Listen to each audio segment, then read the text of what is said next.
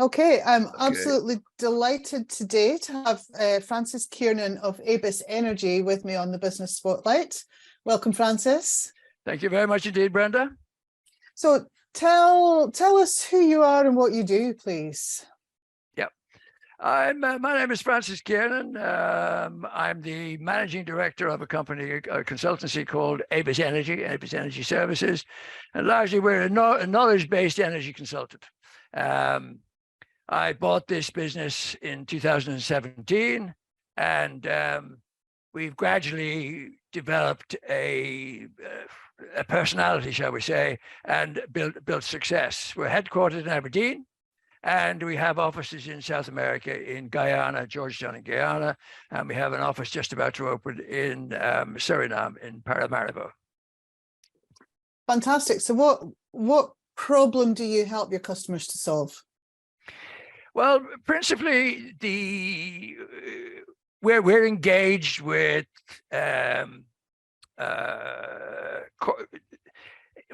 resource management and looking at the economics of transition.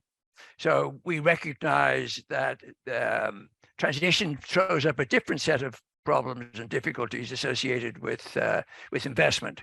And given the recent pandemic, access to investment and focusing on investment is extremely important for our clients. We also provide consultancy services for major corporations that are looking to establish themselves, say, for instance, in Suriname and in Guyana. Okay. So you talked about the developed a personality, you said, for the organization. Tell me about that. Is that the culture within the organization or the services you provide? I think it's the culture within the organization. I mean, when I came into this business, I came in from corporate. I spent a lifetime in corporate. And it's one of the things I was making notes about earlier today. SMEs are not corporate business. They're very personal. Yeah. So we needed to be clear about what it was we were trying to do. And while I had lots of eminent people became involved with me, the personality of the business has largely evolved from, say, 2017 when we started to where we are today. We ran a series of posts related to the windfall tax, the implications of the windfall tax, and the implications are in the short, medium, and longer term in terms of investment. So it's getting to that place is not a 5-minute exercise. You know, I would say realistically, we've spent the last 5 years creating that personality. Mm-hmm. And are you happy with it now, or is it still developing? No, I think it's still developing. To be honest, I think that we're hitting our stride, as it were. We had aped a lot of other consultants in the marketplace, and we're a small to medium-sized consultancy. We're not Ernst & Young. Mm-hmm. So I think that, you know, what we're trying to focus on really is looking more at corporate social responsibility in the context of not just investment, but supporting, as we are doing in South America, smaller governments with smaller turnover, and getting them and focusing them on what they can do and not be bullied by, for argument's sake, major investors coming into that marketplace. Fantastic. So tell me, you said you were making some notes on the transition from corporate to SME. Yeah. Tell me about your experience there then. Very sobering. I think that a lot of people who come in, some people who had been in the energy industry, when they came into the SME business, tended to bring a sense of corporate expectation with them. That just doesn't exist. Mm-hmm. Very often coming into small to medium-sized enterprises, they're very personal businesses. And in my case, where you were buying and selling small to medium-sized enterprises, you needed to take account of the fact that you needed to focus on why you were buying the business, what you were buying it for. Was it a sound business? Did it have products? And you really needed to avoid getting carried away with trying to conclude the deal, as distinct from trying to actually buy something useful and to develop that. So the biggest issue would be, don't expect people to be grateful if the businesses you're buying is in trouble. And you need to pay attention. Pay attention to? Well, the people that you're going to recruit or you inherit as part of that business will be perhaps unsettled. Mm-hmm. So you have to look at how do you encourage them and continue to encourage them to be the best that they can. You probably need to look at the diversity of the people within that organization. You certainly need to look at their capacity to grow. Have they got a training program? Are they compliant? All those sorts of things. So while corporate life is from an experience point of view is important, SMEs are entirely different. You know, if you're looking at a business that's say 1 to 5 million turnover per annum, it's a very personal business. Yes, yes. And what about your so that's your experience working, you know, buying and selling and working in SMEs. What about your experience of being an SME? Well, it was a challenge, I'll be quite frank with you. I think that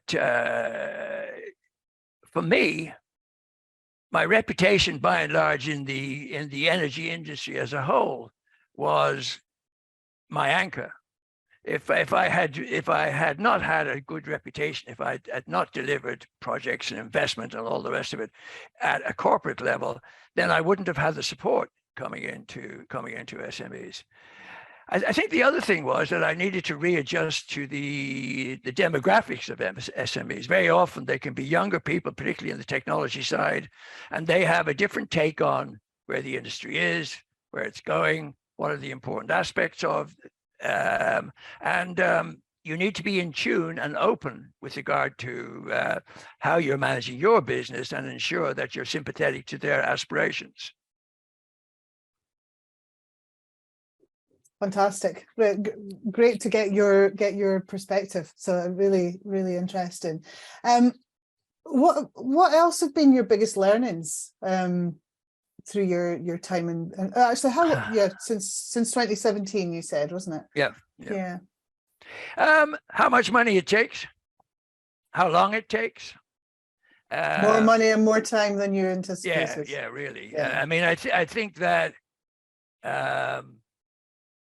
I think it depends on what you're bringing to the party. You know, looking at small businesses, I would certainly have the intention of perhaps being able to take the business to the market in 3 to 5 years. Understanding what makes up the constituent parts that put the value in the business, that's a big learning piece. So being a nice fella and being knowledgeable is just not enough. I mean, goodwill gets you so far. So you need to be really looking at something, a hook that you can hang yourself on in the context of the business. So what are you delivering? What is the product? And we faffed about with that for a while. And I think that's when I said we've now arrived at a point where, for instance, we're modeling currently, we're modeling the outturn from the windfall tax and then the doubling down on the windfall tax, looking at the implications that has in terms of supply, recognizing that the renewables COP26 targets and the expectation for demand don't necessarily meet, and also recognizing that in a post-pandemic world, economic investment has been rationed. And it's been rationed because there are things like the war in Ukraine. There are things, there's just not the same appetite certainly for investment in oil and gas. But there is an appetite for, broadly speaking, investing in companies that reflect the modern approach, whereby you take account of renewables, where you take account of people's aspirations and what they expect. So what would be I guess you've got a lot of experience in business, both corporate and running this Abis Energy. What advice would you give if you could go back to your 18-year-old self? What advice would you give? I looked at that, and that was quite interesting. And I'll read out to you what I've written down here, if I can find the damn thing. What I've written here is 18 years old. Yeah. Mm-hmm. So I was heading to university, and I've said, be true to yourself, first of all. Attend more lectures. I wasn't good at that. And have a plan. Don't drift. And I think that, I've got a 17-year-old son now. He was a late arrival. And what I keep saying to him is, look, find something you want to do. Don't end up getting a job in order to earn money. I mean, you've got to do that, of course, but find something you've got a passion about, and so that you're able to develop who you are as a personality. Now, I was regaling to my wife at the weekend. Him and I went out for a walk at the weekend, ostensibly to talk about him going to university. I was nervous. It was punctuated by me rattling on and him grunting. So as an 18-year-old, I think it's a challenge. I think that the other important thing I would say about being 18-year-old is not the same as when I was 18. And the opportunities are different, and the educational structure is different. I'm thinking about sophisticated apprenticeships, post-tertiary education, that sort of thing. So the biggest thing for me is have an open mind, be confident, and I suppose the thing that I would say most of all is don't be afraid. Oh, I love that. I also have, I've got a son and a daughter at 18, and yes, I know exactly where you are. But the lesson to them and to me back then as an 18-year-old, don't be afraid. Really, very powerful. Yeah, because it's everybody ultimately gets nervous, and anybody who tells you otherwise is telling you lies. Doing this or doing anything else that you do, speaking at big events, you still get nervous, and you hate the possibility you might dry up at the crucial time. But for kids going away, for the group of young people that have come through the pandemic, where their school and what we taught them to expect in the context of education has not been possible, and now they find themselves once again in a position where they're going into a set of higher exams, where one would argue that possibly they haven't been as well prepared as they might have been through circumstances. So the big thing for me is don't be afraid. I love it. Absolutely love it. So who's been your best coach or mentor that you've ever had, and why? My alter ego. Tell me more. I've always, in my corporate career, I would say I was always too intense.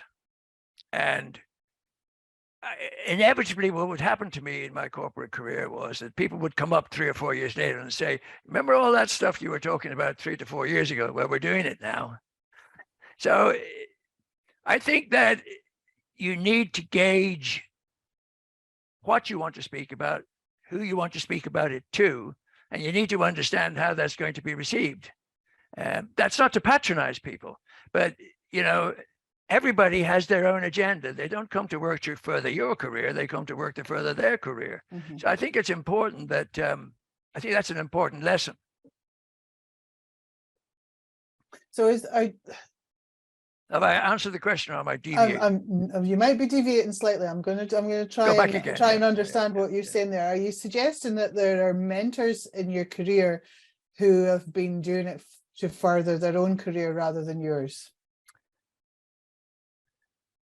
No, I'm saying that a bit like pick something you're passionate and don't be afraid. However, everything has a time and a space and a speed. And merely because you want to drive it because that's your particular preoccupation at that particular time, and I'm talking about this in my career, or the fact that you're able to go 1, 2, 3, 10, that's not the way it works. The process has a speed. The process has orders and has structure. And ultimately, the process will squeeze you out, as our poor former prime minister has just discovered. The process will always squeeze you out. So the big lesson, I think, in terms of mentors, I have people working with me now that would be a mentor. There's a chap that we were at Burma, then we were at BP, and then I was at Shell. And he was always, I'm good and quick, but sometimes I need somebody to stop me and say, no, look, just wait a minute. You can't go down this route. So Will Sutton would be my biggest mentor, I would say. We were both at BP, and that would be the biggest thing. Listen to yourself, really. I mean, you know yourself when you've made a mistake or you're not doing the right thing. The red light comes on and starts flashing. You just need to listen to it. Don't just blunder on. And be relevant. Be relevant. And so is it paying attention to your gut instinct? Yeah, I think that's important. Mm-hmm. And recognize that you don't know everything. I mean, when I do work, any work I've ever done, I've always given it to other people to look at. And I don't expect them to come back and say to me, well, that's good, or this, that, and the other. I expect them to be constructive and destructive if necessary. Mm. Because I sometimes have the capacity to say 10 words when one will suffice. We can all do that. I know we can all do that. Yeah, I like that, though. It's getting, because in business, at the top of your own small or medium-sized business can be lonely. So having someone to check things over or to bounce things off. Well, some of the, it's not just a question of knowledge. It's a question of personality and temperament. You need somebody that has got, I'm not a finisher, for instance. Okay. I'm not a finisher. I need finishers to tell me you can't do that, or you've got to do it 1, 2, and 3. It doesn't go 1, 2, 10. I'm not a finisher. So you need to recognize who you are, what your skill set is. And I'm not talking about if you've got a degree in physics or whatever it is you've got. What are your skill sets in terms of social and personal interaction? That's brilliant. So as well as getting someone else to look over or to bounce off, get someone different from yourself. Yes, very much so. So you get diverse perspectives. Yes. Yeah, well, again, when I was in corporate, I was never that good at accounts and finance. So I always had people that were accounts and finance with me.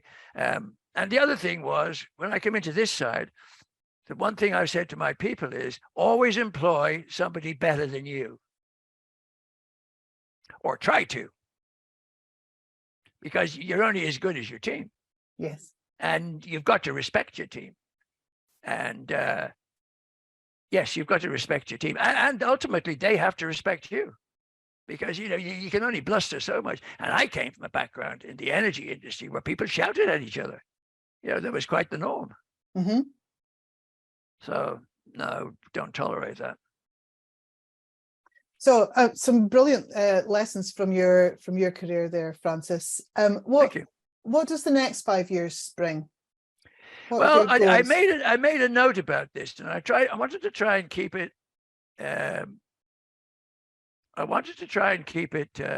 Fairly short and sweet. What we want to do is we want to focus more on corporate social responsibility and the challenges that brings. And I think now that, I never thought it's a bit like you never think you see pubs close. I never thought I would see the oil and gas industry tip into decline. And I didn't think that it would be so dramatic. So when you look at Aberdeen now, you look at the number of chopper flights, or you look at the number of boats coming into the harbor. So it's been quite dramatic. So what do we want to do? I want to put something back. I want our business to be supportive of, for instance, the government in Guyana, for instance, the government in Suriname, and we work in Ghana, we work in Kenya. And I want to be able to help people to, within these environments, to understand what are the key drivers. And they're very often, if you're not experienced, you don't actually see them. Mm-hmm. So I think that social justice in the energy supply chain, and then what I want to do really is I want to exploit the intellectual property and develop an understanding of energy investment and the implications in the 21st century. And I would keep coming back to energy investment. The success and failure of transition and the speed of it will be decided by the availability of corporate and private equity investment. And we need to understand what makes. I'll give you an example. For instance, we do business in Guyana, and Exxon have a huge investment in Guyana. Exxon are a responsible company. They do an excellent job. However, the people have got to recognize, that it's a corporation. They need to make profits. They need to bring those back to their shareholders. And they also need the opportunity and space to be able to invest in things like carbon capture, in carbon trading and all that sort of thing. So getting people to understand how the business world works, particularly in Africa and in South America, and working with young people. We've always sponsored people from diverse backgrounds who are engaged with our business through our partnership with the university, and we've always supported that. And so I think that a general sense of justice in the supply chain, corporate social responsibility, how does that affect the supply chain, and how does that affect that shift, that pivot away from hydrocarbons into where we're going? Yeah, an exciting time then. I think so. I've always loved my life. I've always loved the industry, and I've always liked working hard. And for me, if I can remain relevant, if I'm not some doddering old fool saying rubbish, but if I remain relevant, I would say that's probably the key for me. And then I have a son now, 17. He's going out in the world, making sure he's got the right standards, the right ideas, knowing what he wants to do. He's going to do economics. His choice, not mine. So I think it is an exciting time. Yes. Francis, thank you so much. I could talk to you all day, but I appreciate we don't have that much time. Thank you so much for being on the Business Spotlight. Really appreciated it. If anyone wants to find out about Abis Energy, they just have a Google or a LinkedIn and yes, whatever. Yeah.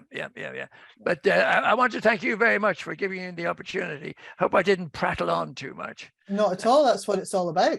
And thank you so much. Thank you. Thank you.